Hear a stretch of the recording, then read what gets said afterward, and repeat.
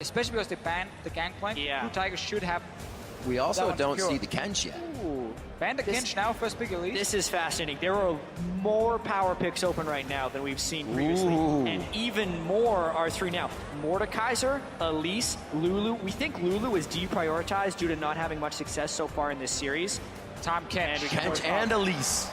Bring in the Kench. That's basically what SKT is doing here. Or do you take Elise? With Rek'Sai still on the board, I think you can trade the junglers mostly, even though Elise is still fairly clearly superior. I go Tom Kench, man. Yeah. They do too, I like it. Which means SKT will then go Elise and still have the option for Lulu.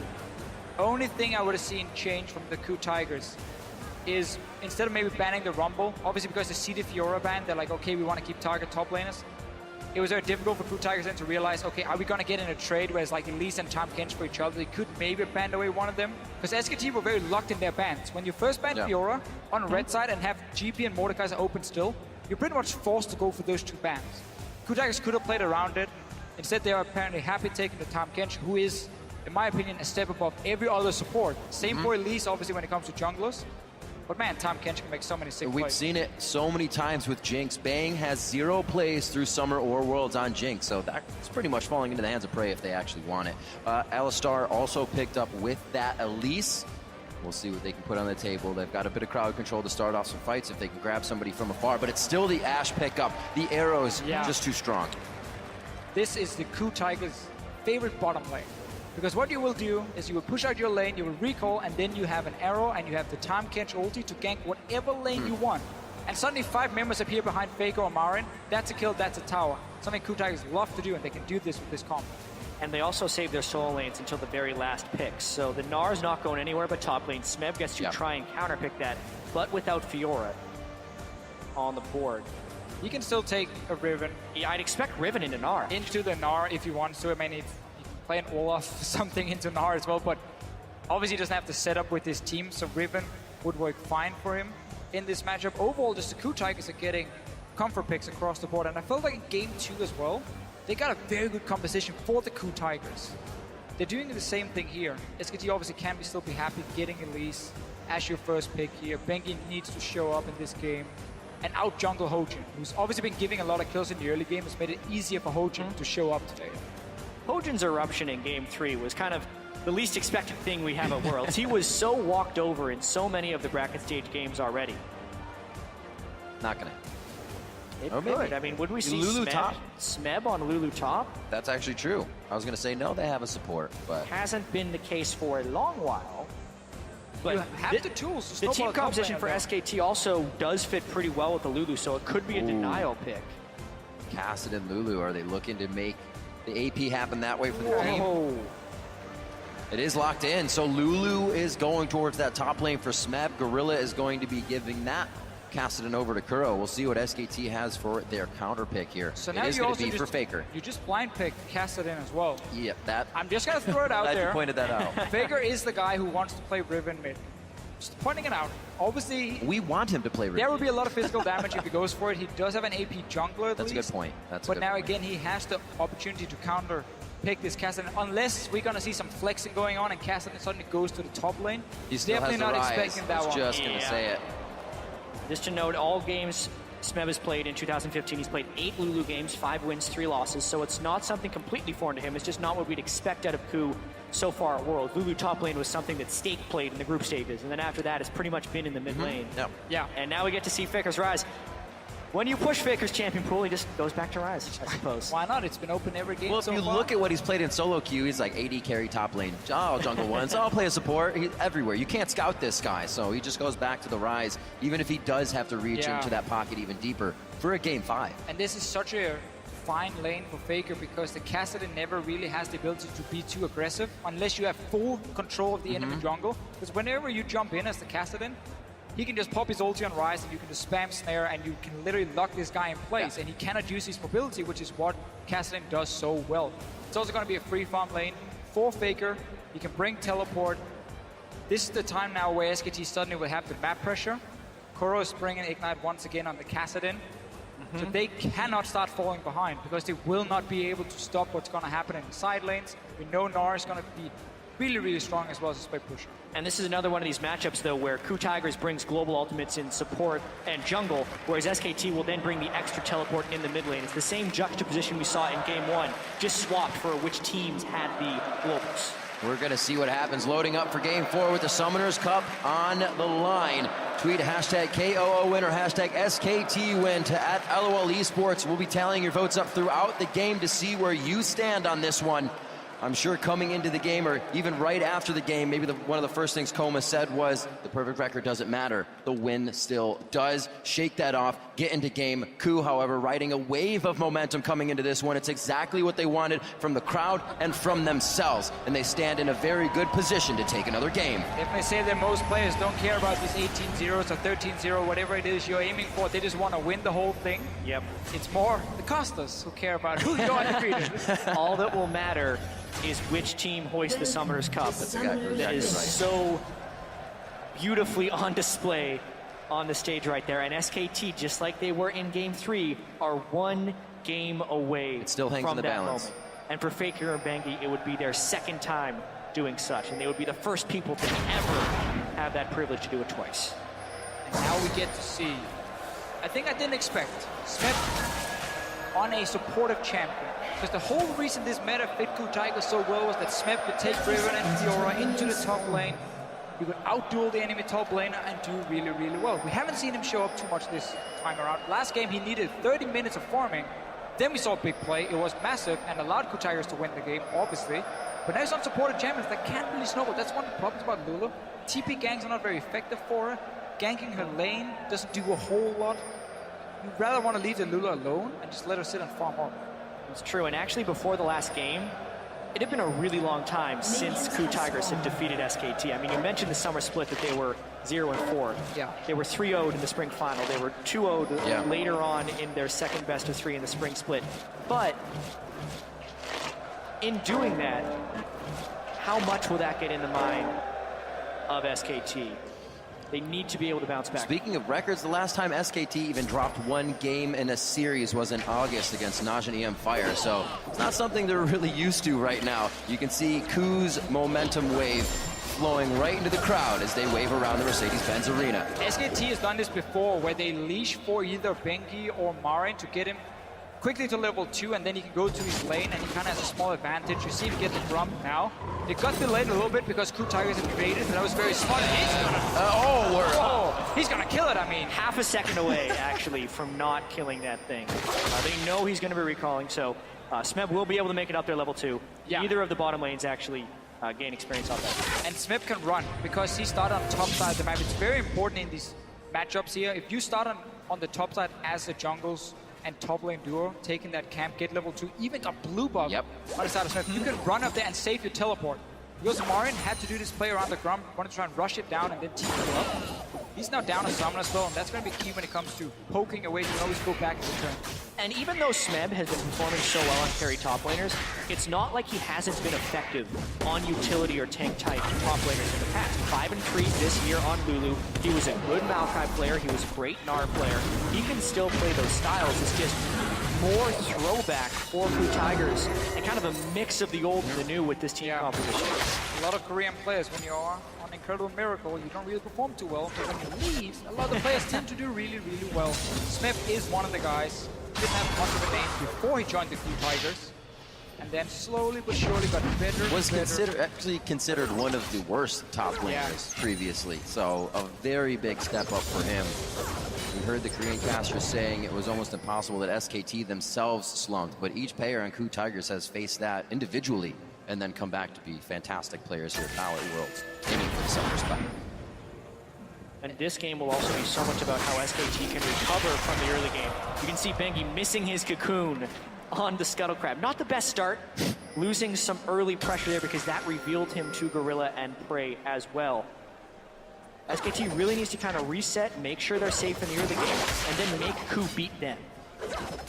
Have to keep an eye this game if they do kind of forego the sight stones again, use the hawk shot, get their vision through different means, or if they go back to kind of a regular play. The aggression they had last game took SKT off guard, but I'm sure SKT's ready for that. another time. Yeah, for sure they've been talking about the first 5 minutes. We haven't seen SKT rush into the enemy jungle all of a sudden and take a stupid fight. We just saw a jungler miss on the wrist cutter. Much more patience. That was about it. That's about the amount of action we've seen so far. So it's a lot slower pace now for SKT. There is a lane that's going to be annoying for them. I always liked Ashe into Sivir because of the fact that you can just constantly trade her with her. It's very hard for Sivir to trade back these quick trades. You're just gonna boomerang you step to the side. But when that happens, Tahm Kench will eat the Ashe. Then suddenly the trade damage is really going. There we go. Thank you very much, by the way, KOO Tigers, for showing it. So you can have these very quick trades. Exhibit then A. you get that level 6 and you can start making plays across the map. Well, wave kind of sitting in their favor here, if there any is. Jungle pressure down bottom. Hojin is there, but there is going to be no presence of Bengi as the wave kind of crashes in and starts to build. Yeah, and there was a slight early edge in that lane for KOO because SKT did try and pull for Marin. But we're not seeing the fruits of that labor in any of the lanes. The top lane is still losing to Smeb, although it is small. And then Prey and Gorilla, even with the wave being in their turret, were up about 8 or 9 CS. So nice stuff all around. Hojin, though, he sees, ooh, it's a pretty risky invade. Bengi just pulled off. He moved in on his own. Kassadin couldn't move down. The lane was pushed in. Gorilla and Prey down here is having control of the 2v2 as well. They could easily have collapsed on Bengi, but they didn't see him before it was too late. He got very early side stun. Has a few deep wards down. That's going to be important at least. So he gets away with it. Yep. That could have been very, very risky. Smeb using that blue buff as much as possible to make sure Marin stays down. Activating his Gnar off the minion wave as well, so he can't get pressure, but Marin just dodged, didn't take too much damage. Another condition that SKT will have to fight under is that Gnar bar. We'll see how they get around that once the time comes. A very early sight stone for Bengi to get more vision in. Looks like Hojin was towards the mid lane, but Faker pulled back, so they're not going to get anything out of it. low on mana. Not in a great spot. He's been pushing with that blue buff. Without it now, he gets himself out. The repel does not hit. That's exactly what Smeb needed to do right there. So often you see Lulu's greed and not successfully flash the cocoon away there, but he knew he couldn't speed himself up very well. You knew he was low on mana, and it's just, aside from getting caught in the first place because you're pushed up at 6.5 minutes without wards, the gank escape was perfectly done. A little bit annoying for Bengi as well. He knew the minion wave was coming. It's like either I fire the cocoon now, or the minion wave will arrive and I can't do it, and he can hide behind them and so on. But pulling the trigger. Well, that flash is down. Bengi wants to at least get coverage up here, or since Marin is pushed up pretty low health, they want to see if Hojin's going to make a move. Hojin, however, likes to counter gank himself, so make him up here very, very slow. Not get himself in any trouble. Actually goes down bottom, knows Smeb is safe. He's going to get some vision of his own inside the jungle.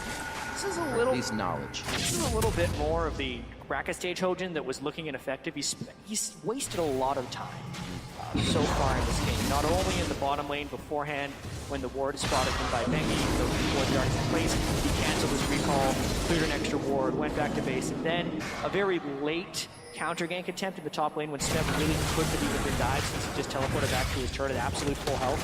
So some inefficiencies coming up. Yeah, and as soon as you show yourself as a jungler in the early game, you give so much information to your team. Because okay, he's top side, suddenly it's open for you to go into the enemy jungle on the bottom side. If you want to reduce some of your wards, you can keep control that way. So whenever a jungler wastes time by showing how they can, it ends up costing more in the long run because of their vision you lose.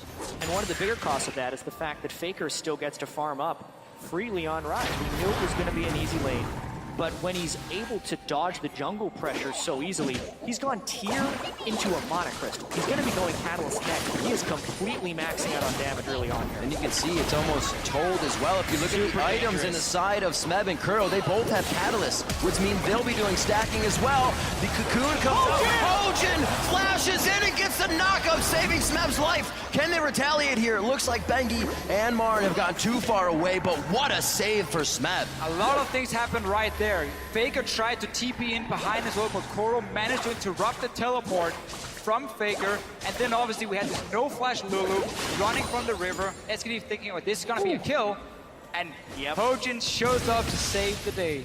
Everyone had to do the right thing to avoid dying there, which is a little bit dangerous. Flashes were blown in the mid lane as well. Looks like Faker and Kuro went hard, so there's no flash for this. Hojin in a real bad situation with the last bit of mana. Faker takes him down 2v1. This was one of the problems we mentioned a little bit in Champs, like how KazaLoLL in the early game with the Catalyst, he can't really burst down the Ryze. And then whenever you jump in for any fights, Ryze can just turn it around. I figured there wouldn't be any fights right now. You're going up against Faker, charging things up. Of course he knows how to play that, and it's a tell to have two Catalysts to say, we want to hang. And it remains to be the greatest mystery of worlds, how Faker's the only one playing Ryze in the mid lane. But I think true, it really is. We're learning more and more about why that's the case. It really feels like he's the only one that truly understands Ryze. Because that was easy for Faker. He burned Ignite in a 1v2 and got an easy kill. And Flash was already down from a 1v1 that they just had as the teleports went towards top, so. Yeah, really bad Playing it by very Hogan well. and Kuro there. So KOO Tigers in the last few games, on average at 10 minutes, they were 1,084 gold ahead of SKT. This game, we have not seen the same SKT Telecom run in head first and just risk losing members, giving up kills they shouldn't have in the early game. They're playing a lot slower. Bing has been getting some deep wards, and this time around it's SKT who has the lead at 10 minutes. We also know they have the better late game shot calling. Yes. As a team, we have seen that now. Suddenly it's looking a lot different. Very controlled from SKT, not trying to get themselves into crazy engages behind tier 2 turrets at the start of the game. Already setting the pace that they want and that they can control. Yeah, and here's what SKT is trying to do. They want Faker to scale up a little bit more into a Rod of Ages. They want Marin to stack magic resist so he's nearly unkillable by the Lulu and Kassadin. Those are two very low sustained damage mages, and Ashe doesn't do big damage until later in the game. They're gonna fight him mid though. Oh, is behind them. Wolf comes up the river behind everyone. The arrow into Bang is actually spell shielded nicely. So ult for ult there, but the turret is saved in mid lane. And I really like this play here from KOO Tigers. When you play against a Kassadin or a Ryze, things that can't easily clear the way for them to stand fighting close, or Faker would have to use his ulti and then the next wave the root gate clear it out. You gotta be able to move in your AD carry and your support to that mid lane, pressure that tower, because so often you get so much free damage before the other team reacts and send in their AD carry to defend. KOO Tigers had pushed out the bottom lane. We mentioned how with the Ashe and Tahm Kench, they can have these globals to move to the other lanes, send them straight mid lane, get a lot of damage before Bang reacted, and SKT has to fight them to stop the push. And this is where SKT plays the best. So many flashes were blown from Prey and Gorilla on the last fight. They know they're safe to do this, and they start taking the advantages little by little. Hojin gets pushed out by the ultimate of Faker in the mid lane. He actually should be okay here with the blue buff. Room Prison back on the Kuro, and everything is safe. Again, Dragon number 1 goes to SKT. Really easy Dragon 2. Smeb didn't have the teleport up in the top lane. Faker is beginning to manhandle this mid lane. Abyssal Voyage towards mid. This isn't to kill Faker, this is pressure. to kill the turret. They already know the turret is low and Faker can't clear the wave well. Exactly the same play we just saw before from KOO Tigers. They know Faker on the Ryze cannot lead. He already used the ulti. Safe play from KOO Tigers. Very low risk, and obviously gives a great reward because you get a mid tower down in 12 minutes. So I really like those two plays, and it's one of the things that Tahm Kench offers. See what happens here. Marin's going for Smeb. And this is one of the first games where we haven't seen the side lanes drop yet. The middle goes down first. We'll see how that opens up the map right now. That wet noodle fight in the top lane. Looks like Hojin wants to participate. Nars back Smeb so he can't slow him anymore. But the pop-up from Hojin may keep him in range. Smeb does have flash. Will he utilize it? I think Marin's made too much ground already, and he gets out safe. They were thinking about going hard up there. Kuro already roamed halfway up the lane, which leaves this window. Wolf can dive on Alistar. He has his ult. That's the hit. Gorilla's going to be pushed back, but that's a lot of gray health he has to work with to get out of this situation. Pops it at the last second, and beautiful. Wolf waits until the last moment when he can headbutt, knowing Gorilla's flash is down and make it look easy. Good decision from Wolf going for the Tahm Kench. Don't go for the AD carry. He can just eat him then. Keep him alive. Sometimes it's ill-advised, but they know what they're doing. Go for the support here. Take him down. Take the tower as well. Marin is still up in the top lane trying to defend. There's the teleport from Faker. He's going to need help. Yeah, there comes Faker. Really nice timing on that teleport. TP and ult as he makes his way out there. Getting a few stacks on the... Oh, wait a minute. He's going to be in range a little bit more. Spams out those room prisons. That's the tower hitting. Marin trying to give him the time of day, but it's a hit from Faker. The teleport and flash. Hashtag worth. And right here is why Faker makes Ryze work.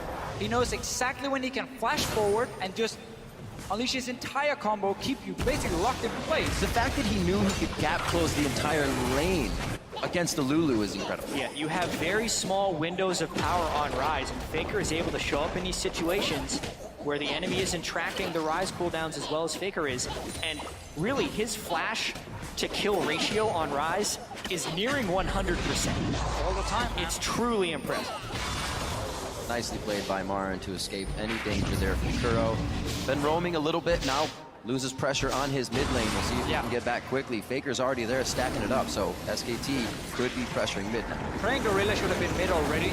Now they end up having to use the ulti in here. Let's see what happens. Oh, hello, the AD carry of Abyssal Voyage. Gorilla and Prey come popping out as Hojin on the other side, and that's going to call Marin down, so a little bit of a fight in the mid lane that nobody wants to take until everyone arrives. When you play with a Kassadin, as soon as the laning phase seems to be over and we have these roams happening, skirmish all over the place, you need to get that Kassadin away from the mid lane. Because again, he will not be able to defend if SKT groups on him. So you have to move Ashe and Top Kench earlier to mid lane, so you don't have to use the ulti here from Gorilla either. You have that now global pressure because Top Kench can go to either lane with his ulti, and you can take Prey with him or Hojin with him if needed. But you need that AD carry to sit with the support to be the defensive mid. Obviously, it's not the same wave clear from an Ashe, but at least long range. Bang now gets a lot of time on front lane because KOO Tigers just had to move Kassadin top, then move AD carry mid, very delayed. They were constantly a step behind, and that's what SKT has used. Exactly. Kassadin Ashe, when you compare that just to Sivir and Ryze. Ryze and Kassadin, Ryze would actually have a little bit better wave clear than the Kassadin, but Sivir's much better than the Ashe. Yeah. They're playing the pressure game. This is the game that SKT had a huge compositional advantage in Game 3, but then we're getting picked off too many times. But the conservative nature of what SKT is doing with the windows of aggression is more the SKT that we saw in Games 1 and 2. And you're going to see SKT move Ryze down to the bottom lane and then keep the Sivir in mid lane. So you now have 3 lanes basically pushing for you. Sivir can instant wave clear in here mid, always get it down to towers, so Prey stuck there defending. They have full vision of where Prey is on the map. Ryze is not going to be challenged by anyone in a 1 versus 1. We've seen what happens when Kassadin jumps forward. Lulu is not going to do it. So there's going to be 3 lanes where SKT can push them down. That means they can be proactive outside of KOO Tigers trying to fire an arrow and surprise them. But then SKT should be in a position where they push up the wave, we can see it happening, and react to double teleport themselves. If any mistakes are made at the same time, they'll get way more than just 1 turret in that situation. SKT takes a mile when you give them an inch. 3-0 already. This time they have the 2,000 gold lead, and we did see the early sightstones coming in from KOO this time. It wasn't just the run into the jungle, find a target, and make it happen. They don't have that pick anymore to work with. Sivir with the spell shield is hard to catch out for the Ashe. So if you want to make that play, Bang's been so good at spell shielding it. Exactly, and you have Wolf as well with his ulti. So not really any target you're aiming for mid lane. Leave the repel up in the air. Yeah, a lot of denial there. Mainly they're trying to hit Faker, who's going to be having some resiliency of his own with the Rod of Aegis being completed. And the Seraph Embrace going to come online pretty soon as well. So the arrow targets have to be pretty tricky. Maybe they'd have to hit Bengi before he can repel up. Could be one of them. But it's harder for KOO to find the kills in this game, and their aggression has definitely been toned pretty far back in the last. And we looked again at this double teleport. Marin once again has gone for the store very early on. Less cooldown on the teleport. He was one of the first guys to really start bringing home guard when TP top became a big thing, and he was so good at Malphite and so on, always creating flanks with it. Now he's changed that. Distortion is that less cooldown has more value for him in this game. So double TP. Yeah. Less cooldown on one of them, stronger side lanes as well. Well, I also think it's just a smart adaptation to the way the game is being played. So much of the teleports are matching each other's teleports, so when you match, if Marin has distortion boots, his is up sooner, and they can then win that play. But Smep should have noticed that, and he can copy it and do exactly the same. We've seen 3 games in a row now from Marin, and if it's going to be a problem, which it will be, because again the cooldowns are so important, I feel like you can adapt on the fly. Are they going to dive top? I was going to say Hojin spending a little too much time there for just a ward, but it looks like they do decide to go with it. But they're giving SKT way too much time. Also, a teleport is still up for Faker. They're fighting the other teleport in Marin, but they don't have a minion wave. SKT has already mobilized themselves towards top. And I think another thing we haven't talked about, as we saw with Smeb and Marin, just like slapping each other very weakly. Super tank Marin. KOO can't create any opportunities on his own against Ryze, and Ashe isn't exactly your dueling AD carry. KOO Tigers really needs to wait a long time before this team composition comes online, and they're actually at the mercy of a lot of the power spikes from SKT thus far. Faker realizes he is sitting right on a ward, hatching it, and the team wants this right now. Doesn't look like KOO's going to get much, and they lose pressure in the top lane. Smeb went to TP, but he did not go, so he gets this turret. Because SKT keep pushing down all 3 lanes to the towers of KOO Tigers, they can see as soon as people are missing. Like, oh, you just left mid lane. Let's make sure our top laner is aware. Let's make sure Faker can teleport up in case it's needed. And we saw all other members from SKT already run through their own jungle towards that top lane in case a dive would happen. I would like to see Prey instead recall, run from the base and then fire an arrow down the lane here. That's very hard to dodge unless you have flash up. And it's also a lot harder to predict. Okay, where's he going? Is he going top? Is he going bot lane? If he moves from mid lane after playing a wave, SKT sees it. Such an advantage as well now with Faker having that teleport up. KOO has to respect the bottom lane push, so he's forced to rift down as the rest of the team tries to hold off middle. Marin's going to go ahead and pick up red, and that will just create more of a possibility for SKT to kind of reel in these kills. Just farming it up. Marin against the blue buff Lulu, still up in CS there in the lane. By a few, doing what he can to stay in this game. Strong Gnar play, good build in the situation he's in too, because he knows it's going to be a very long time before Prey can sufficiently hurt him. Nice steal by Benji right now. That hurts. Yeah, SKT is systematically kind of just taking away KOO's win conditions. They're keeping the waves pushed up, the teleports from Smeb are failed, the Tom Kench, if he ever goes missing, SKT's able to fall backwards. And they too scale very well. Faker on Rise will be a late game monster, so they're really making KOO commit into these pretty risky plays in which they haven't been willing to. And honestly, Prey is still sitting on Infinity Edge components, so it's going to take a long time Marin to make this play. Not really worried about those fights, worried about being a tank. Stairs Gage, first item. I think it's great when you have a Sivir, when you have an Alistar, something that can set up the fight for you and help you stay in there, give you extra mobility, because you become such a monster once you're in the middle of the fight, and obviously the shield pops, you get the extra AD for yourself. That's going to make him really hard to deal with in the fights. And obviously, again, he's not afraid of the Lulu killing him. He has enough magic resist. I have such a weird feeling with Lulu top lane, because again, it can't really snowball, it can't really assert a whole lot of pressure either. It just wants to go into team fights, but you want to have a split pushing threat in this meta. So it's always been a bit of a weird pick, and that's why we've seen it a lot less here this World Championship. I definitely didn't expect it to expect. Backs against the wall, Fiora not in his champion pool there because it was banned away, so I understand why they went for it in this situation, because they had so much success in Game 3 by going with something completely different, a full pick composition. And they are stalling this game out as well. SKT, as well as KOO Tigers, are kind of playing the slow game. Yeah, simply just not been able to create the pick in this game, because Prey is always spotted where he goes. He's not been able to roam around in this Ashe here. Double teleport makes it so difficult, because all 3 lanes have always been pushing out, slowly chipping away on the tower. Faker hitting that Saracen brace as well. He's going to be even harder to kill now. 10 stacks towards KOO's Rod of Ages. Smeb is almost there, so those items coming online now as they put a few more in their pocket. Faker almost at 10 stacks on his. This is going to get very, very volatile quite soon. Level 11s are on the board. That means they have their second ultimate. Dragon is going to be up in a minute 40. Be a perfect time to get more summoners or ults out of members of SKT here. 22 minutes in, it's a 3,000 gold lead for SKT with 2 dragons already in their favor.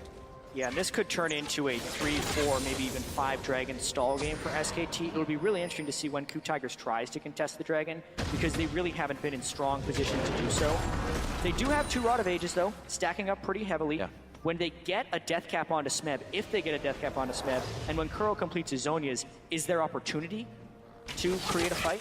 It is, and that's what they have to pull off. The problem is, SKT Telecom, they have no reason to rush in and take a 5-on-5 team fight. Again, when you have the map pressure, you just keep pushing the lanes, and you wait for that moment where KOO Tigers sends someone down to defend the bot lane tower, and then you make a play on the opposite side of the map. But that's where you rush the Dragon while Kassadin is sitting and clearing waves at his own tower down here on the bottom side. And then you always have that small advantage coming into the fight. If SKT suddenly just rushes Dragon for absolutely no reason, that's where KOO Tigers will have an opening. Land an arrow, get the engage, try and win that fight. Seeing how SKT could play this one. Marin in the top lane, looking to build that bar. Would be a great time in 30 seconds to have that Gnar out. Faker and KOO already on the bottom side of the map, adding that pressure. With Dragon coming up, you can already see Gorilla kind of waiting in the middle of both top and mid. or I should say bottom and Mem mid. is home guard, and he's sitting in base for a long time now. He's waiting to TP somewhere. He's going to bot lane now. Just going into the river brush, but it's going to be Kuro getting dropped immediately. How did he even think he could take that fight? Sarah's Embrace wasn't even used by Faker, and they're ready to keep going for the fight. Gorilla chomps up Smeb as his teleport comes in. Prey gets caught way off on the wing here. KOO was not ready to take any sort of fight. They thought it'd be a single 1v1 with their TP being the advantage of the bottom lane, but they have been turned on their head for this engage. Marin, no red buff, just the slows from the boomerang, but it looks like KOO is able to stave off any more deaths. 2-0 there for SKT. KOO has no idea how to deal with Faker. That is the thing that is losing them this game. 4-0-1, 100% kill participation, and also 2 of those kills were 1v2s, and he didn't even have to burn flash while killing them. This is a big misplay by KOO to be walking in range of Faker when he's capable of doing that. Faker has complete mastery and knowledge of what he can do, and you can tell KOO has none of that knowledge. I just love this matchup here. He was last picked the Rise into the Kassadin. Kassadin shines when he uses mobility, get multiple ultis off, but Rise is able to lock him in place and burst him out. Keep in mind, you're also a champion who wants to go hourglass second item. There's nothing against the Rise. He just got completely destroyed. Tom Kench was trying to come in for a larger flank. That's why the Castion engaged. Oh, yeah. He was interrupted on the other side of the fight. They had Homeguard TP coming, they had Tom Kench coming, everything was set up. But you need to get that arrow in first to stun that Rise, because we see what Faker can do.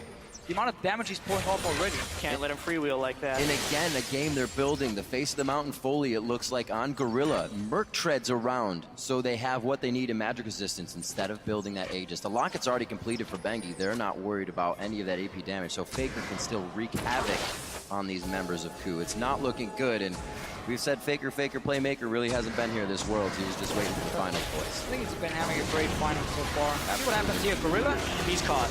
The gray health is there, a flash over the wall possibly. Doesn't even get a chance to gray health on that one. A good crit from Bang and the execution from Bengi. And it looks like a little too far into the turret as they're getting flanked by Kuro here. SKT still knows their limits, and they get one kill there and have mid pressure. The walls are crashing down around KOO towers right now. playtime is over. Yeah, Marin is also unburstable for the most part with the Sterix gauge as well as the tank items. The team is engaging in the right moments. The waves are crashing down on KOO Tigers. They don't even have Ash Hour right now. SKT is in complete control and look to be on their way to their second world champ. And this is where SKT does their best work when their opponent's being smothered. They don't know how to assess a fight. They don't know where to go once the fight starts. And SKT continues to pick you off one by one, grabbing a little bit after that. It looks like they were looking for a few more kills there as they enter the jungle with the Tigers. Coming up empty-handed, they're still happy to be in the lead with all the map pressure right now. And what a mental recovery by SKT. They died 29 times in Game 3 to the KOO Tigers, and 26 minutes into this game, they are yet to suffer a casualty. Undefeated that's throughout incredible. all of Worlds. Play kind of badly in Game 2, early game comeback. Play even worse in Game 3, get beaten. The crowd is completely against them at the end of that game. KOO Tiger chance coming in, and they are playing close to a flawless Game 4. Very, very clear after the game. Sit down, took extra time before they even returned to the stage. Yeah, they did. And just talked over and said, noted by okay guys, Dash. we have absolutely no reason to risk this early game. We know what we can do later on in the game. Play it safe. Doing it in this game here. Double teleport coming in. And KOO Tigers also surprising us again in the pick and ban phase. This time around, I definitely feel like it was for the worse, especially when it came to this Lulu pick in the top lane. The first 3 picks were great. Rek'Sai, Ashe, Tahm Kench, it looked really good for KOO Tigers. Then it was a blind pick casted in, and it was It's just Lulu going to top mention lane. that. Coming in maybe a little too strong headed there. Obviously, still could have worked. Seen the blind pick Cassidons come out very strong, but Faker knows exactly what that matchup is about. Pulling out the Rise one time after the other, continues to play it to great success. Yeah, and comparing the team compositions between Game 3 and 4 for KOO Tigers, Game 3, everyone was a playmaker. Lee Sin for Hojin. Ashe and Kassadin still the same, but they had split push pressure from Smeb on Fiora and a Thresh for Gorilla. Tahm Kench is an annoying support. He's mainly a defensive user. He's and beautiful. And then he punishes positional errors, but he's not the same type of playmaker that Thresh is. So substantially less playmaking for KOO. And that's one of the great things. They kind of threw caution to the wind. Oh boy. But now SKT is playing their defensive controlled game. This is their risk. Teleport almost up for Smeb on this one. He's clearing the bottom wave. It looks like the team may not even try to take anything. Hojin gets hit out. A very late arrow, though, still allowing SKT to fight. The Gnar misses off of a flash there by Gorilla, but Baron is now up, and the fact that the waves are already crashing towards KOO makes this so much more difficult for them. Remember, it's a home guard enchant. For Smeb, less cooldown or more cooldown. For Hojin. Again, where they take different roads to exit. The exhaust is there, but I don't think they're going to have the chase on that, even with Faker's ultimate coming in. It looks like they stayed back. KOO now trying to hold off mid. The flash was used by Prey, or I'm sorry, heal was used by Prey. The TP coming in to save the minion as well as engage in a fight. Smeb gets the wild growth on himself. What a static shiv crit. And it looks like that could be a final kill. Nicely done coming in. The toxin from Bengi picking up a kill onto Prey as he had already used heal. He could not get himself away. And Gorilla also falls after flashing previously. And SKT's going to take a lot after this one. The wave clear is gone for KOO Tigers. They had to go back to base. They have Baron buff and 5 people alive for SKT. How hard do they push this in? They don't have many waves pushing the side. It could be towards the top before Prey and Gorilla get up to get that second tier turret. They have a pretty good minion wave halfway there, but I don't know if they'll have time. Maybe they just have too much money to spend at this point. 11.5 thousand gold in the lead right now, and still a flawless game of 8-0 as we just hit 30 minutes. Yeah, no reason for SKT to risk anything. Just go back, return out here, take another dragon, you get 4 for yourself. And really, just the way they've been sitting in this 1-3-1 as Marin is trying to run away, Hojin comes in. Beautiful hop. The whimsy from Smeb couldn't get him there in time, but it's all about KOO being there. That'll take him a lot more time. This gives SKT time to move out on the map. Marin staying alive for quite a bit. Yes, it's going to go to KOO. And I guess SKT did not get too much out. Thought Marin might make it a little farther, but that was a good pickup. First small sloppy mistake we've seen in this game from SKT. Yeah. Marin shutout. Just being a little bit too greedy or trade, I think, with Smeb. He's getting Baron off of one member. Very good here for KOO. But still quite a bit of Baron to be used by the rest of the team's Faker to the bot lane, but he's got to be wary now. Yeah. He does not have his teleport up, and you can see. And I'm looking at this Ashe pick here for Prey. Normally he's a fantastic Ashe player who's able to set up a lot of picks for his team. That's 4. Obviously one of the reasons KOO Tigers value it so highly. But what SKT did in this game, that was very smart. First of all, Sivir, who can spell shield the arrow. Ashe, Alistar, who can obviously pop his ulti. We talked about the Elise who can propel up into the air. There was no easy target for Prey to hit. We mentioned this earlier. There's no easy target for him to hit in the mid lane. That's normally how you stop a 1-3-1 with Ashe. You say to the other team, if you split up in side lane to be hard engaged mid and you die. They're setting up a play. This has to work. This has to work. Faker onto KOO. We've seen this before. He dodges out. The minions in the mid lane gave him a bit of vision here, and it looks like he's going to be able to stay for the full fight. Hojin gets eaten up, and they're trying to get out of this. A cocoon right across the mid lane could keep someone in range, and it's going to hit Gorilla. That's going to be the fly-in from the rest of the team. The Grey Health and Wild Growth is on. Everything once again for KOO being used in defense when they want to try and get in offensively. And this is more push power coming in from SKT. A minion wave already prepped towards the top side. They're going to be able to do a lot of damage here. KOO literally threw everything they could at Faker there, and they didn't even hit him. Nope. With a spell at that fight. This has been strangling from SKT. They're completely starving out KOO Tigers and just putting their stamp on this world champion. Definitely angering the beast with that loss. SKT coming out much stronger. Maybe this is the Pandora's box. We see a Raptor cloak on Wolf as well. They're going to be going for the turret. That's going to be an inhibitor. 45 seconds onto KOO. Gorilla just came up. Does KOO have what it takes to keep their dreams alive for the Summoners Cup? And it looks like SKT may give them some breathing room here as they start to back out. They want this one methodically. They are not making any mistakes. Oh, Wolf goes in. I don't know if the team was fully on board with that one, but he does save off any re-engage as well from KOO. Same again for SKT. There's no reason to risk anything. We've seen some of the other games. The team got a little bit too greedy, overextended, ended up dying. Not in this one, outside that one misplay Marin made. It's been a perfect game almost. And a surplus of items now coming out from the side of SKT. We talked about the spell shield. Bang, if he misses it, he also has the Quicksilver Sash. Now Faker's got his Rabadons on top of everything else. Deadman's played on the Sterix Rage and a Banshee's Veil in the top lane. So many things to help them mitigate the crowd control in KOO's fight. It just seemed like KOO invested everything onto the fact that they could always engage with Tahm Kench and Ashe, so they didn't need to bring double teleport. They could start these fights, but then they didn't realize how many members from SKT could avoid getting stunned by that arrow, and suddenly the 1-3-1 was going to be a thing. Double TP. there's just been no answer for Tigers. It's so hard to play against, especially get that massive lead early on, which they did.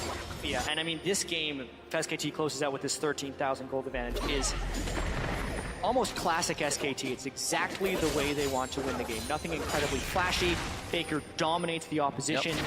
They still make smart plays after that. They rotate around the map properly, and they just systematically starve out the opponent. KOO Tigers, last stand, 2 inhibitors down. Here SKT comes. On the hunt, goes in. That's going to be Hojin in a real sticky situation. He goes down a full 3-man Gnar ultimate. That's going to be Smeb down now. Eyes onto the AD carry, but the support hits. It's going to be Kuro out safely. Prey, however, has to run away from his base. SK Telecom looking to take down the final Nexus turrets. It does not look good for Kuro and his team. KOO Tigers are falling. SKT will be your first ever 2-time world champions!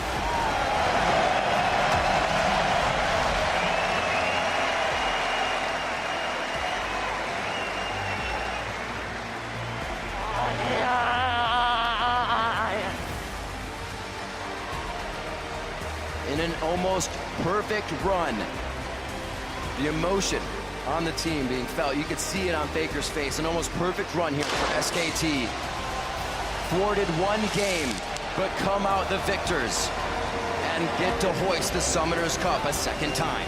Faker, Bengi, and Koma, the repeat champions here. And if Faker's legacy wasn't cemented enough, that last performance on Rise, he made it look easy.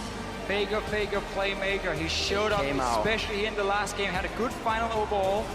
Other members from SKT will always have to highlight Bengi. In this game on Elise, had a massive impact, but Bang really for me as well as an AD carry. In these fights here, he's never the guy you talk about. When you look at SK Telecom, you look at the big names like Faker, Marin in the top lane. Bang is just consistently always there for his team and doing well. It's gotta feel good for these guys. An amazing record throughout summer to the end of Worlds. 53-7. SKT puts up an amazing show.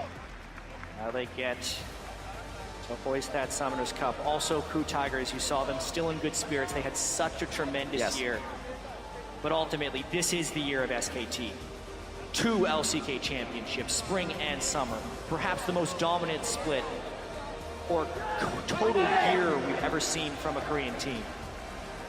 And it all culminates with that 13-1 slaughter of KOO Tigers in Game 4. I think one of the biggest things you mentioned before, gentlemen, is the fact that the slump in Game 3 wasn't even seen in Game 4. They knew exactly how to repair any of the errors and bring themselves right back to the top of the game. That's when you know it's a great team.